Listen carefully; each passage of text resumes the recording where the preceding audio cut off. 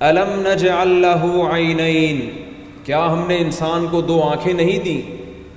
ولسانا وشفتین، کیا ہم نے اس کو ہونٹ اور زبان نہیں دی؟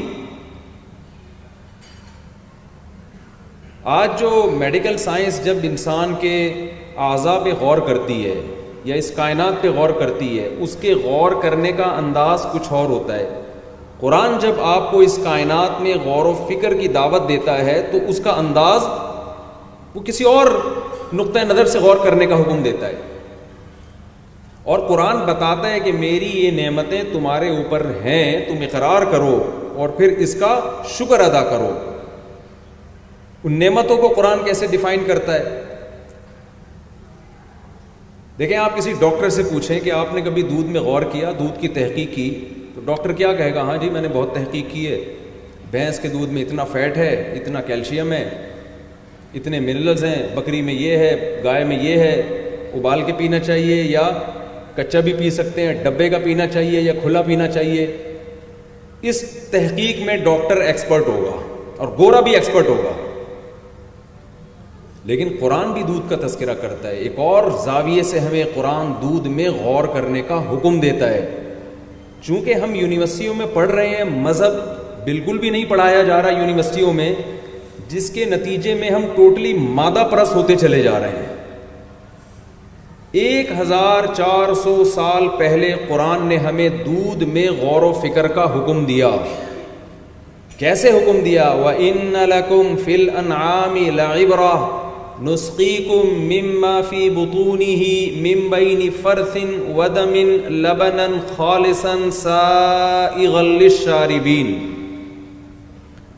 اللہ فرماتے ہیں اس دودھ میں غور کرو، اس سوکھے چارے کو تم کسی لیب میں لے کے جاؤ، کسی سائنٹسٹ کے پاس، کسی ڈاکٹر کے پاس، جاپان کے سائنسدانوں کے پاس لے جاؤ اور کہو کہ اس سوکھے چارے سے چکنائی اور تیل کا ایک قطرہ نکال کے دکھا دیں۔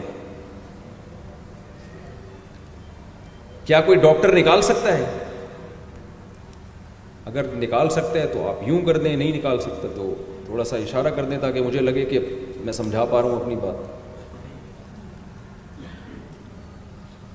کوئی ایسی لیب وجود میں آئی ہے یا کوئی ایسی مشین وجود میں آئی ہے؟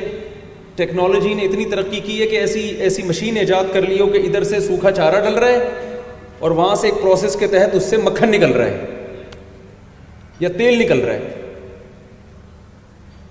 آپ اگر جاپان کے سائنسدان کے پاس چلے ہیں نا، جاپان کی مثال اس لیے دے رہا ہوں کہ وہ میڈ ان جاپان کوئی چیز ہو تو وہ اگر پان بھی میڈ ان جاپان ہو جائے نا، اچھا ہمارے بہت سارے پشاور اور افغانستان کے لوگ جاپان میں گئے ہیں، جیپنیز کو نسوار کا عادی بنا دیا انہوں نے۔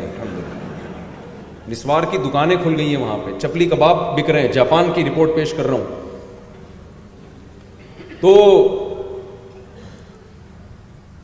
آپ جائیں گے نا، وہ کہیں گے بھائی بادام لے کر آؤ، اس میں تیل آلریڈی موجود ہوتا ہے تو ہم پریس کر کے نکال لیں گے۔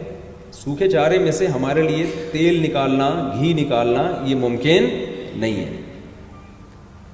اللہ تعالیٰ قرآن مجید میں فرماتے ہیں ہم یہ سوکھا چارہ جانور کو کھلاتے ہیں، اس سوکھے چارے سے 3 چیزیں ہم بناتے ہیں۔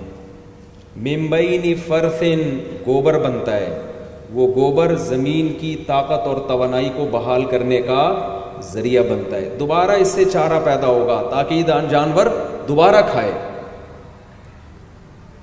من بین فرث ودم، اسی سوکھے چارے سے ہم اس کا خون بنائیں گے جو ایندھن کا کام دے گا، اس مشینری کو چلانے کے لیے پاور کا کام دے گا۔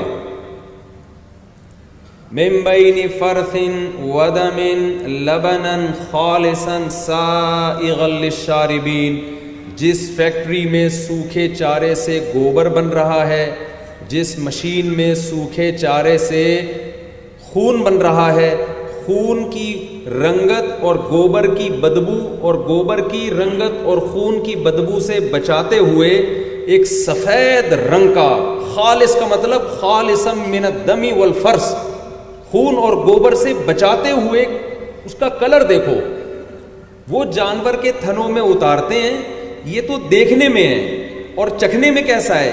سائغا للشاربین، پینے والوں کے حلق میں پھسلتا چلا جاتا ہے۔ ہمارے شیخ حضرت مفتی رشید احمد صاحب رحمہ اللہ تعالی جب یہ آیت پڑھتے تھے فرماتے تھے اتنا مزہ آتا ہے اس آیت کو پڑھنے میں، ایسا لگتا ہے ایک گلاس گرم گرم دودھ اللہ نے پلا دیا، اتنا مزہ آتا ہے۔ تو بھائی کچھ ہمیں مادہ پرستی سے نکلنا چاہیے، کچھ اس کائنات میں بھی تو غور کرنا چاہیے، یہ نعمتیں کون دے رہی ہے؟ کیا خود بخود ہو سکتی ہیں؟